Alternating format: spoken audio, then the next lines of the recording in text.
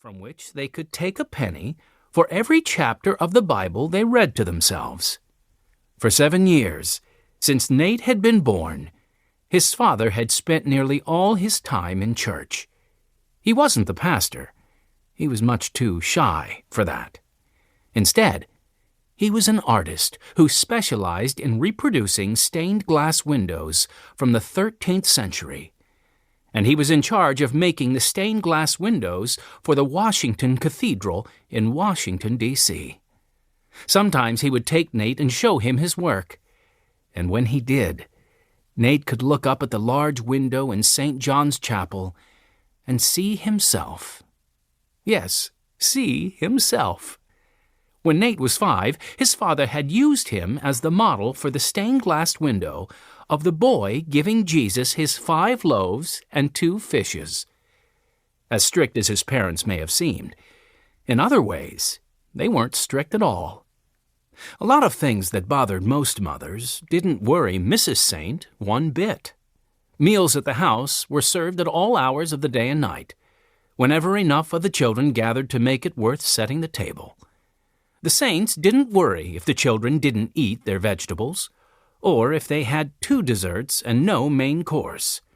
Nor did they care if the children didn't keep their rooms tidy, or had holes in their pants, or even if they were late for school.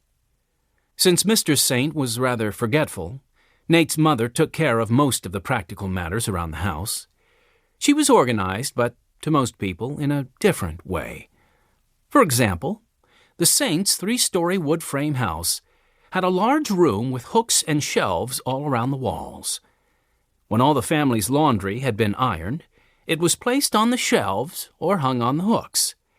When any of the children needed clean clothes, they went to the room and found something to wear that fit them.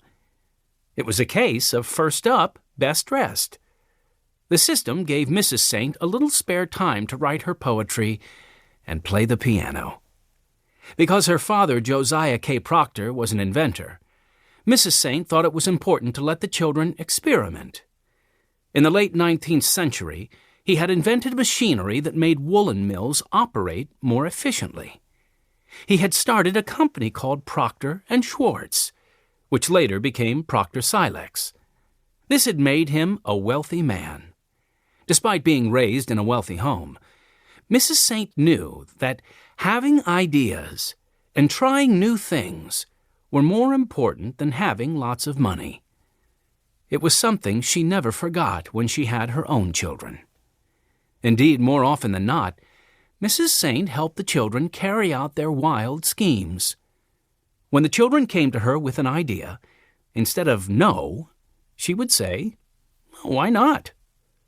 One time when Nate was only 4 years old, his big brothers Sam and David decided it would be great to sleep on the roof.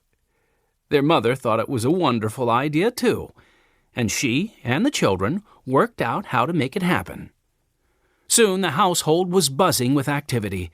Mrs. Saint arranged for a carpenter to build a fence around the flat part of the second-story roof over the kitchen. Then she had him build 5 cots.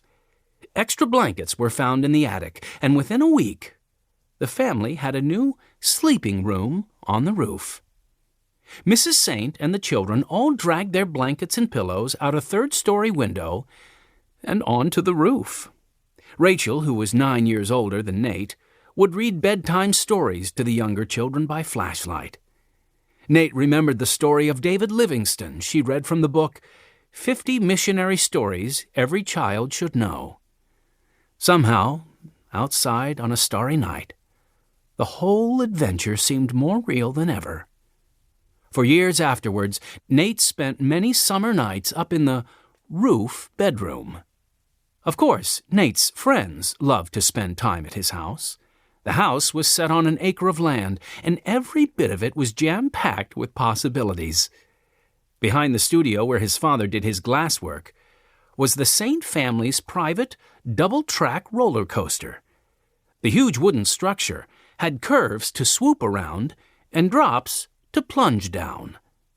Mr. Saint had built it in his spare time with the boys.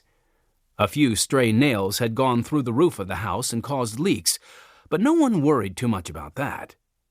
Nate's parents thought it was more important.